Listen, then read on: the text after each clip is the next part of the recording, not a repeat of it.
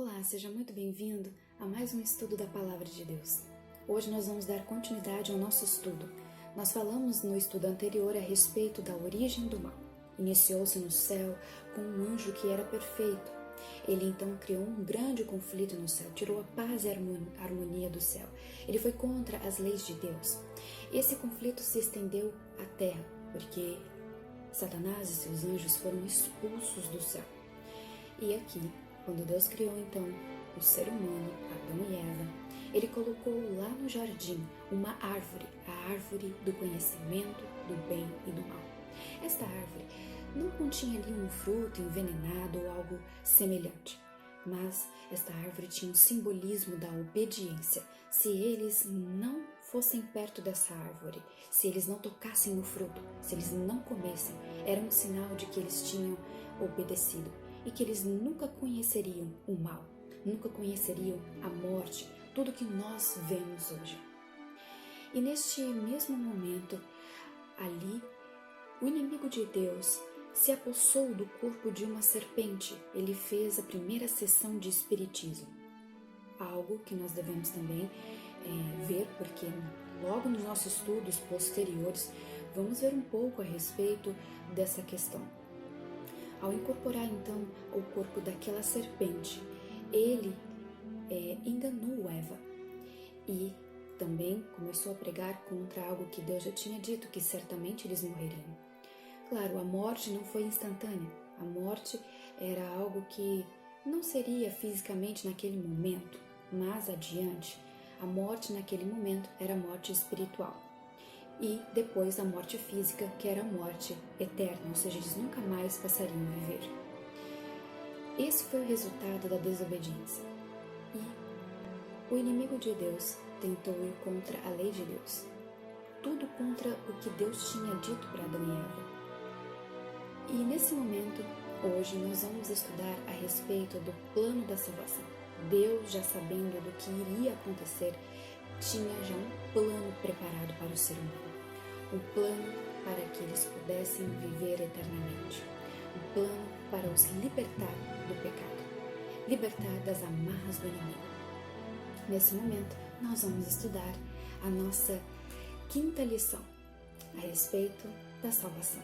Eu quero convidar você nesse instante a fechar os seus olhos. Vamos falar com o nosso Deus.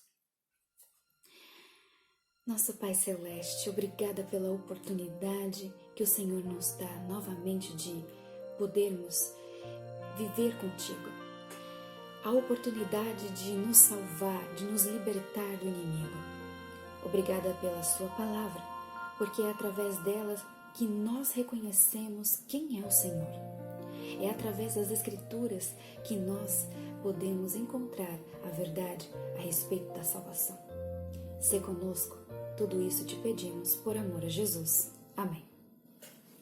Eu quero convidar você nesse instante já a abrir a sua Bíblia em João. Nós vamos ler o capítulo 14 e o verso 6. Vamos começar a entender o que Jesus declara a respeito de si mesmo e por que ele veio nos salvar. Diz o seguinte: eu sou o caminho e a verdade e a vida. Ninguém vem ao Pai senão por mim. Ou seja, nós não podemos conhecer, lembra lá da divindade, as três pessoas da divindade? Nós não poderíamos conhecer o Pai se não fosse por meio do Filho, Jesus Cristo. Qual é a condição de todos os homens? Como nós nos encontramos hoje no mundo, depois da queda do primeiro Adão, do primeiro homem? Gálatas, o capítulo 3, o verso 22. Mas a Escritura encerrou tudo sobre o pecado, para que mediante a fé em Jesus Cristo fosse a promessa concedida aos que creem. Se nós então cremos, temos fé em Jesus, nós podemos alcançar a promessa que foi concedida, de que nós podemos ter a salvação, a libertação do pecado e da morte. Olha o que diz também Romanos, vamos voltar um pouquinho. Romanos, o capítulo 3 e o verso 23. Pois todos pecaram e carecem da glória de Deus. Ou seja, todo ser humano pecou. E todos nós precisamos da misericórdia, da graça de Deus. Vamos ver também agora Romanos 6, um pouquinho à frente, o verso 23. Qual é o salário de termos pecado? Ou seja, qual é o salário do pecado? Porque o salário do pecado é a morte, mas o dom gratuito de Deus é a vida eterna em Cristo Jesus, nosso Senhor. Ou seja, todos nós estávamos sujeitos a morrer e morrer para sempre. Quantos foram atingidos por essa transgressão de Adão e Eva? Vamos em Romanos 5, agora o verso 12. Portanto, assim como por um só homem entrou o pecado no mundo, e pelo pecado a morte, assim também a morte passou a todos os homens, porque todos os homens pecaram. Ou seja, todos pecaram. Qual é o dom de Deus? Nós vamos aqui em Romanos, o capítulo 6 e o verso 23, que o dom é a vida eterna em Cristo Jesus. Nós só podemos ter vida novamente em Cristo, que veio e morreu por nós. Quantos podem receber esse dom? Vamos em Apocalipse, o capítulo 22, o verso 17. Diz o seguinte: o Espírito e a noiva dizem, vem. Aquele que ouve, diga, vem. Aquele que tem sede, venha. E quem quiser, receba de graça a água da vida. Ou seja, esse dom, o dom da vida, é para todos aqueles que aceitam, aqueles que ouvem, aqueles que têm sede e aqueles que querem beber da água da vida. Ora, todos aqueles que aceitam a Cristo Jesus. Agora, em quem está a vida? Vamos em 1 João, voltar um pouquinho, 1 João, o capítulo 5 e o verso 11. E o testemunho é este, que Deus nos deu a vida eterna e esta vida está no seu Filho. Ou seja, a possibilidade de vivermos novamente está em Cristo Jesus. Ao recebermos o Filho, o que mais nós vamos receber? Neste mesmo livro, 1 João, capítulo 5, agora o verso 12. Veja que aquele que tem o Filho tem a vida, aquele que não tem o Filho de Deus não tem a vida. Que perde os que sofrem e os que não o aceitam? Porque hoje nós sofremos, nós estamos sofrendo no mundo. Então, que perda, além desse sofrimento que nós temos hoje, nós vamos ainda sofrer se nós não aceitarmos Cristo Jesus. Aqui neste mesmo verso fala que aqueles que não têm, ou seja, aqueles que não aceitam o Filho de Deus, uma das personalidades da divindade, não vai ter a vida. Não vai ter a possibilidade de viver novamente, de se livrar do pecado. De que outro modo é exposta esta mesma verdade? Eu quero convidar você a abrir sua Bíblia lá em João agora. Livro de João, o capítulo 3, o verso 36. Por isso, quem crê no Filho tem a vida eterna. O que todavia se mantém rebelde contra o Filho não verá a vida, mas sobre ele permanece a ira de Deus. Aqueles que não aceitam Cristo Jesus como seu Salvador não poderão ter a oportunidade novamente de viver para sempre, de se libertar do pecado. Veja agora João 3, o verso 16. Vamos voltar um pouquinho. Porque Deus amou o mundo de tal maneira que deu seu Filho unigênito para que todo o que nele crê não pereça, mas tenha a vida eterna. Deus não quer que nós pereçamos. Ele não quer que nós venhamos a sofrer mais neste mundo. Não quer que nós morramos para sempre. Ele quer dar a vida eterna. Se nós recebemos verdadeiramente Cristo Jesus, que espécie de vida se manifestará na pessoa que recebe Cristo Jesus? Vamos agora em Gálatas, vamos voltar lá ao livro de Gálatas, o capítulo 2, o verso 19 e o verso 20. Olha só o que diz aqui. Qual, pois, a razão de ser da lei? Foi adicionada por causa do quê? Das transgressões, até que viesse o descendente a quem se fez a promessa e foi promulgada por meio de anjos pela mão de um mediador. Ora, o mediador não é de um, mas Deus é um. Olha que interessante. Aqui está falando que nosso Cristo, Jesus, Ele nos dá a possibilidade de nós vivermos novamente. E aqui eu quero chamar a atenção para um fato muito interessante. Foi por causa das nossas transgressões. Ele veio aqui ser o nosso mediador. E esse mediador não é de um. Ele faz parte, ele é um. Lembra da divindade?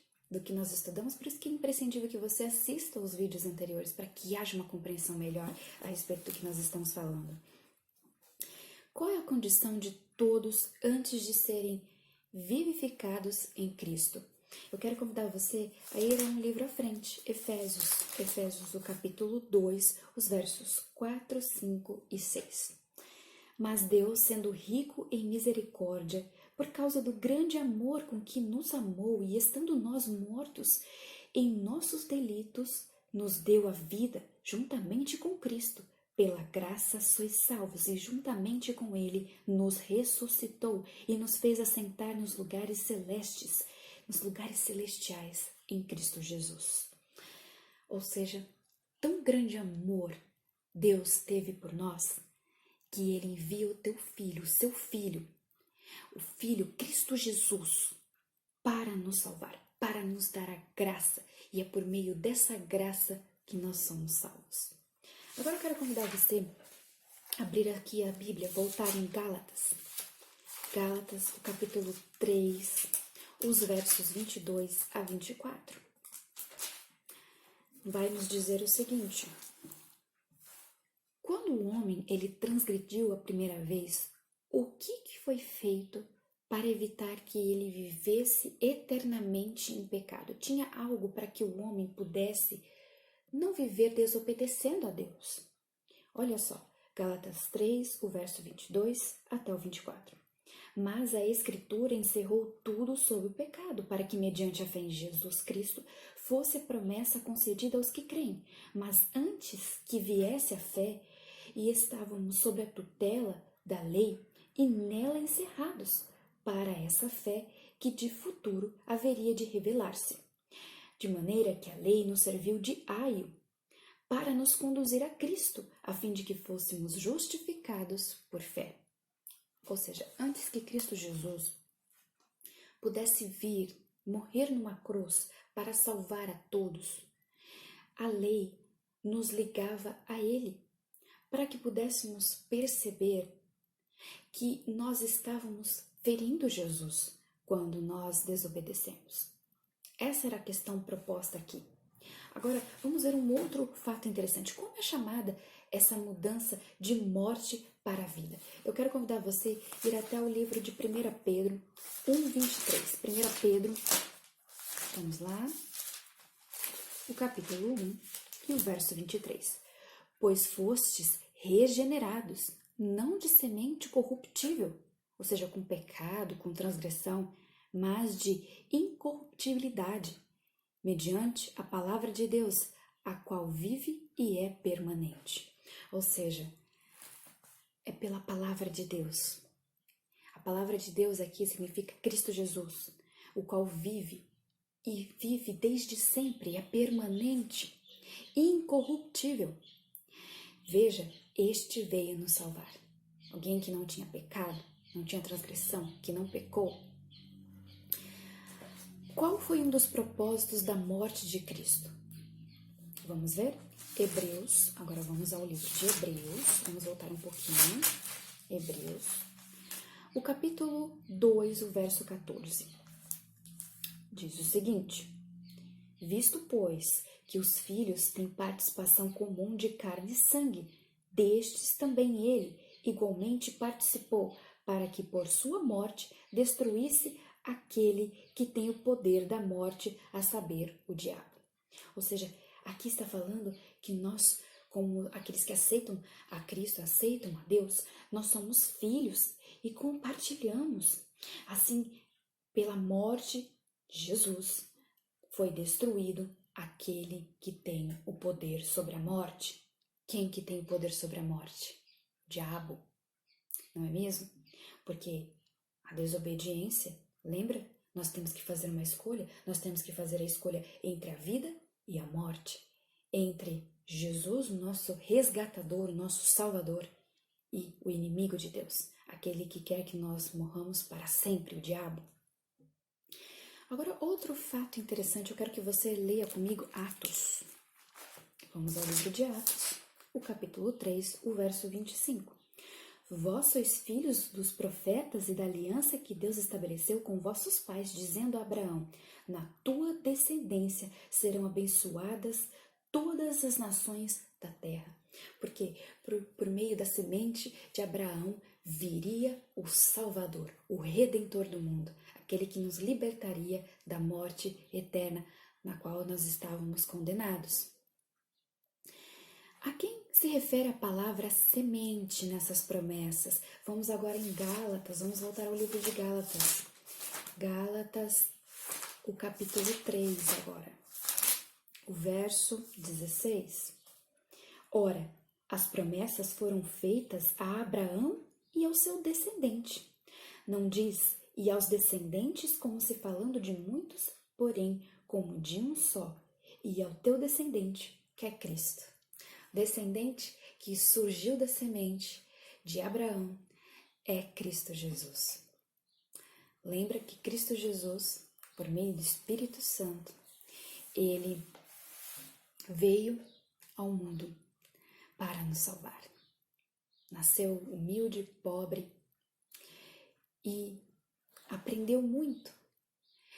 E viveu tudo o que nós vivemos, todas as carências, ele esteve no meio de toda a corrupção, do pecado, e mesmo assim se manteve fiel, puro, não pecou. Olha que interessante. Porque são todos postos sobre o pecado. Agora aqui, vamos ler de novo Gálatas 3, veja que nós vamos voltar várias vezes no mesmo verso. Gálatas 3, o verso 22. Mas a Escritura encerrou tudo sobre o pecado, para que mediante a fé em Jesus fosse a promessa concedida aos que creem. Ou seja, porque todos estão sob o pecado? Porque carecem do quê? Carecem de Deus. E vivem pelo quê? Mediante a promessa. Então, nós vemos que nós precisamos de Deus e a promessa é feita àqueles que creem que Cristo Jesus veio para nos salvar. Olha aqui agora o que diz aqui. Juntamente com quem nós somos herdeiros dos filhos de Deus? Será que nós somos herdeiros dos filhos de Deus? Nós precisamos fazer algo para ser herdeiro. Romanos 8.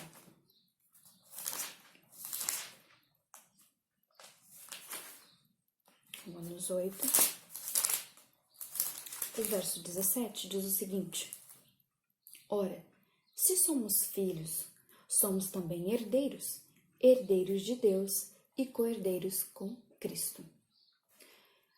Filhos de Deus só podem ser aqueles que o aceitam, que o amam, que o obedecem. E assim, desse modo, nós somos herdeiros. Herdeiros, aqui como fala de Deus. Agora, eu quero chamar a atenção a uma segunda parte do nosso estudo. Nós vamos ver alguns aspectos que são necessários para a salvação. Além destes que nós vimos que a salvação é por meio de Cristo Jesus, nós temos um outro aspecto que nós precisamos entender. E primeiro, eu gostaria que você entendesse comigo a respeito de algo importante. Aqueles que não aceitam, como nós vimos, nós precisamos aceitar a Cristo Jesus para sermos chamados de filhos e para podermos viver eternamente, nos livrar do pecado, da transgressão. Mas, como nós entendemos, a origem do mal se deu através de Satanás e seus anjos. O que acontecerá com aqueles que desobedecerem? O que acontecerá com esses anjos maus e com Satanás? Vamos em Malaquias. Convido você a ir até o livro de Malaquias, o capítulo 4. Malaquias, o último livro do Velho Testamento, Malaquias 4, verso 1. Pois eis que vem o dia e arde como fornalha, todos os soberbos e todos os que cometem perversidade serão como restolho. O dia que vem os abrasará, diz o Senhor dos Exércitos, de sorte que não lhes deixará nem raiz, nem ramo. Aqueles que querem continuar praticando a violência, praticando o mal, ou seja, fizeram a sua escolha ao lado da morte, ao lado do inimigo de Deus, só restará isto para eles. A fornalha, que está falando que vem o dia que os abrasará, o dia que não vai sobrar nada, porque Deus precisa destruir o inimigo para que nós possamos viver em paz, e esse dia chegará. Agora, como Cristo demonstra amor por todos hoje? Porque Ele quer que todos se arrependam, Ele não quer que ninguém morra, Ele não quer destruir ninguém. Da mesma forma que nós vimos no estudo anterior que Ele deu oportunidades para o diabo e seus anjos, Ele também dá oportunidade a todos os filhos, até que chega um momento que a misericórdia de Deus se cessa. Vamos em Romanos, o capítulo 5 e o verso 8.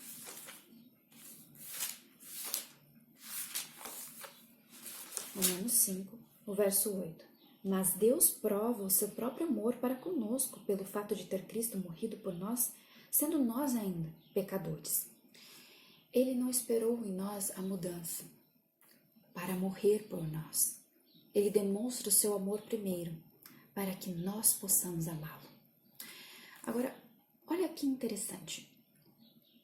Nós fomos comprados desde o princípio. E aonde nós podemos ver isso? Vamos ver a Bíblia nos relatando isso? Hebreus, eu peço que você abra em Hebreus, capítulo 9. Nós vamos ler o verso 22 e depois o verso 26. Diz o seguinte. Olha só. Hebreus 9, o verso 22 e o verso 26. Diz o seguinte. Com efeito, quase todas as coisas, segundo a lei, se purificam com sangue, e sem derramamento de sangue não há remissão. Ou seja, para que Deus pudesse vencer o pecado, vencer o mal, era necessário derramar o sangue de alguém que não tinha pecado. Porque como que alguém que tem pecado poderia morrer por nós? Os anjos também, seres criados, não poderiam morrer por nós. Somente um poderia fazer isso, Cristo Jesus, o Filho de Deus. E aqui nós vemos no verso 26, olha só o que diz. Ora, neste caso, seria necessário que ele tivesse sofrido muitas vezes. Agora, porém, ao se cumprir os tempos, se manifestou uma vez por todas para aniquilar pelo sacrifício de si mesmo o pecado. Através do sacrifício da morte de Jesus, ele aniquilou o pecado, ele venceu o inimigo. O inimigo de Deus, ele já está derrotado. A única coisa que falta é destruí-lo. É tirar todo este mal de todos nós que aceitamos a Cristo Jesus. E aqui fala que desde a fundação do mundo, ele já vinha sofrendo por nós, ele já vinha se preparando para morrer por nós, para nos libertar das amarras do inimigo. E como nós vimos lá em Malaquias, está preparado o fim para estes que querem continuar na perversidade, continuar na violência, continuar na desobediência. Para eles, algo está vindo que os abrasará, que não vai sobrar nada. E Deus, ele não quer que nós estejamos neste meio, ele quer nos libertar disso. Porque ele já venceu o inimigo já está vencido. Agora só falta esse ponto crucial, que eu e você aceitamos a Cristo Jesus e nos tornemos filhos de Deus. Só por meio de Jesus é possível vencer. E eu quero convidar você a abrir a sua Bíblia em 1 Timóteo. 1 Timóteo. Nós vamos ver aqui o capítulo 2, o verso 5. Porquanto há um só Deus e um só mediador entre Deus e os homens, Cristo Jesus, homem. Ou seja, O nosso único mediador é Cristo Jesus. Só Ele, através dele, nós podemos vencer. Agora eu quero convidar você a ir no livro de Mateus 20, o verso 28.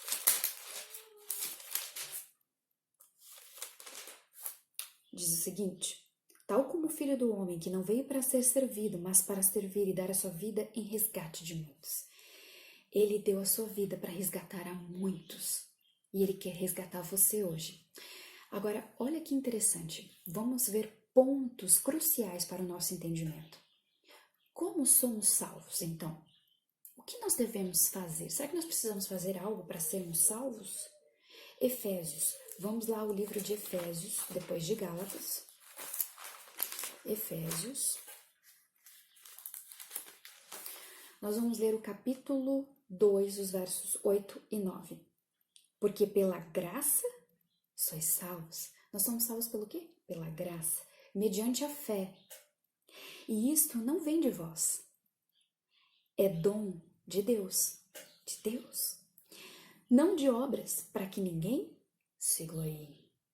Ou seja, não significa que você faz boas coisas nessa terra, você doa roupas, doa alimentos, remédios, você ajuda pessoas, você é uma boa pessoa, você, por exemplo, não gosta de mentir, não gosta de roubar, não gosta de matar, paga todos os seus impostos, paga todas as suas contas. Não significa que você é uma pessoa boa, ou seja, não significa que pelas suas obras você é salvo.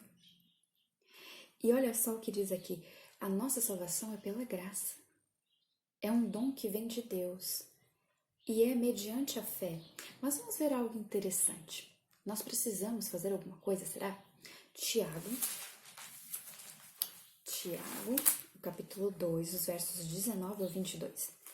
Diz o seguinte: crês tu que Deus é um só? Faze bem. Até os demônios creem e tremem. Olha que interessante. Será que é suficientemente importante só crer? Será que é necessário só crer? Não, porque até os demônios que já estão perdidos, que não aceitaram obedecer a Deus, que não aceitaram a sua misericórdia, não aceitaram a sua graça, as chances que Deus deu a eles, eles também creem. E além de crerem, eles tremem. Olha só. Verso 20. Queres, pois, ficar certo, ó homem insensato, de que a fé sem obras é inoperante? Veja, nós somos salvos pela graça, mediante a fé. Mas sem as obras, tudo isso é inoperante. Ou seja, é uma coisa que liga a outra. Nós precisamos tanto da fé quanto das obras. É um elo, é uma cadeia. Somos salvos sim pela graça, mas nós precisamos da fé e das obras em conjunto. Olha só, por quê? Não foi por obras que Abraão, nosso pai, foi justificado quando ofereceu sobre o altar o próprio filho Isaque? Vês como a fé opera juntamente com as suas obras. Com efeito, foi pelas obras que a fé se consumou. Uma coisa é ligada com a outra. Você não pode só ter obras, ou você não pode só ter fé. Você precisa das duas juntas. Olha que interessante. E veja, ao conhecer a verdade, nós não podemos mais viver na desobediência. Porque se nós vivemos na desobediência, nós vamos demonstrar de quem nós somos. Nós vamos demonstrar que nós somos o inimigo. E há um fato interessante. Quando você passa a conhecer a palavra de Deus, quando você passa a conhecer todos esses detalhes, somos salvos sim pela graça, mas é um processo que ele continua, não para na graça. Nós precisamos continuar, nós precisamos do quê? Nos arrepender, fazer a nossa escolha. E olha que interessante o que diz aqui, por exemplo, Atos 17, o verso 30. Eu quero convidar você a abrir a sua Bíblia. Vamos ler juntos. Atos 17, o verso 30. Olha só o que diz. Ora, não levou Deus em conta os tempos da ignorância. Olha que diz mais adiante. Porém, notifica aos homens que todos, em toda parte, se arrependam. Deus não leva em conta o tempo que você não conhecia a palavra dele, mas nesse momento que você está conhecendo, que você está aprendendo muitas verdades, você não é mais um ignorante. Você sabe a respeito do pecado, a respeito da salvação. Então você agora tem que pedir a Deus para que Ele possa te perdoar, para que Ele possa criar em você a vontade de servi-lo e se arrepender dos pecados. Se arrepender é você confessar e não viver mais na prática do erro. Quando você passa a conhecer que aquilo que você fazia é errado, deve haver a confissão e o arrependimento. Por isso, fé e obras andam juntas. O processo da salvação, ele, como a palavra mesmo diz, processo, ele é contínuo. Ele não para lá na morte de Jesus para nos salvar, na sua graça, na sua misericórdia. É um processo de uma vida inteira. Olha que interessante agora. Eu quero ler juntamente com você Hebreus. Vamos ler juntos? Hebreus. Agora vamos voltar lá em Hebreus, o capítulo 10. Nós vamos ler o verso 26 e 27. Porque se vivermos deliberadamente em pecado, depois de termos recebido pleno conhecimento da verdade, já não resta sacrifício pelos pecados. Pelo contrário, certa expectação horrível de juízo e fogo vingador, prestes a consumir os adversários. Quando nós já conhecemos a verdade, nós não estamos mais vivendo o quê? Na ignorância, porque nós temos agora o pleno conhecimento. E para aqueles que já têm pleno conhecimento e sabem que o que está fazendo é errado, que está fazendo uma escolha ao lado do inimigo, para essas pessoas não resta o quê? O sacrifício mais de Cristo. Por quê? Porque essas pessoas já fizeram a sua escolha. E aí, nós vemos aqui o resultado no verso 27, que é o juízo de Deus, o fogo vingador que nós lemos lá em Malaquias, lembra? Falando que foi preparado para aqueles que andam ainda, continuam andando na perversidade. Agora, olha que fato interessante, vamos voltar ao livro de Atos, agora Atos capítulo 5. 5, verso 29. Quando as leis humanas, elas vão entrar em conflito com as leis divinas? Porque às vezes você pode fazer essa pergunta, mas e aí? Nós temos leis, nós temos a lei de Deus, nós temos também as leis humanas, a lei do Estado, onde nós vivemos, do país que nós vivemos. Como nós fazemos então? Quando a lei de Deus, por exemplo, entra em conflito com a lei humana. Olha o que diz a palavra de Deus, Atos 5, o verso 29. Vamos ler o finalzinho do verso. Antes importa obedecer a Deus do que aos homens. Por isso, além de nós termos essa questão do conflito, nós vemos que quando a lei humana entra em conflito com a lei divina, nós devemos obedecer a quem? A Deus. Porque Ele é o nosso Criador. Não foi o homem que nos deu a vida. Não é o homem que vai nos dar a salvação. Por isso que você não pode crer em falsos profetas, em pessoas que dizem estar pregando a verdade de Deus, mas não mostram através da sua palavra. Por isso que você deve crer no que Deus diz, no que o Espírito Santo nos revela através da palavra de Deus. Salvação é um processo, nós já vimos. Uma vez salvo não significa ser salvo para sempre.